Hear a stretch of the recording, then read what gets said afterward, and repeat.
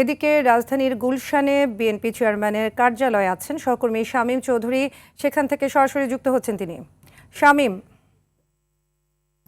শামীম আমাদের জানাবেন, শপথ অনুষ্ঠান ঘিরে গুলশান কার্যালয়ে কোনো কার্যক্রম আছে কিনা এবং এ সংক্রান্ত আর কোনো তথ্য আপনি পেয়েছেন কিনা?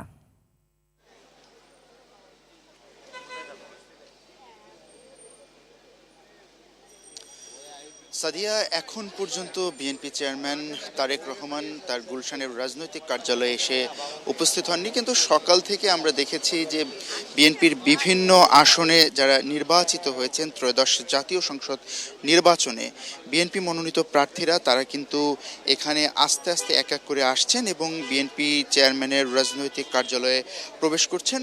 সকালে আমরা দেখেছি বিএনপি মহাসচিব মির্জা ফখরুল ইসলাম আলমগীর এই গুলশানের রাজনৈতিক কার্যালয়ে প্রবেশ করেছেন। এর কিছুক্ষণ পরই বিএনপির স্থায়ী কমিটির সদস্য আমির খসরু মাহমুদ চৌধুরীকে আমরা দেখেছি, তিনি ওই কার্যালয়ে প্রবেশ করেছেন।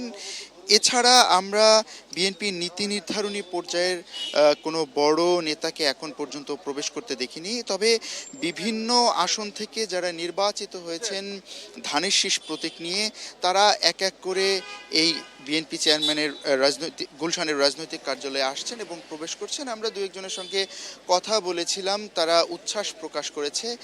তারা বলেছে যে তাদের স্থানীয় পর্যায়ের জনগণ তাদেরকে ভোটে নির্বাচিত করেছেন। জনগণের কাছে যে প্রতিশ্রুতি তারা দিয়েছিলেন সেই প্রতিশ্রুতি রক্ষায় তারা সর্বাত্মক চেষ্টা করে যাবেন।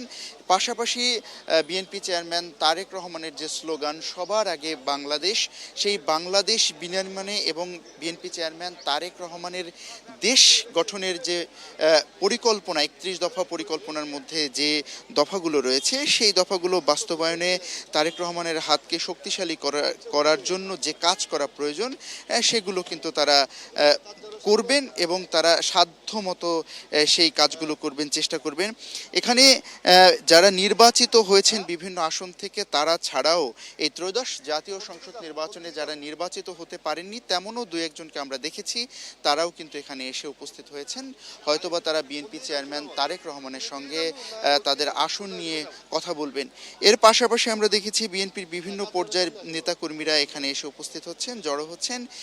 বলা চলে যে যারা এখানে নির্বাচিত হয়েছেন এবং যারা নির্বাচিত হননি তাদের নেতাকর্মীরা তাদের সঙ্গে এসে এখানে উপস্থিত হয়েছেন।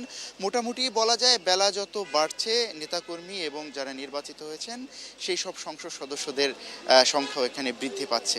সাদিয়া, এই ছিল গুলশানে বিএনপি চেয়ারম্যানের রাজনৈতিক কার্যালয় থেকে সর্বশেষ। পরবর্তী সংবাদে আমরা হালনাগাদ তথ্য আপনাকে জানিয়ে দেব। ধন্যবাদ শামীম।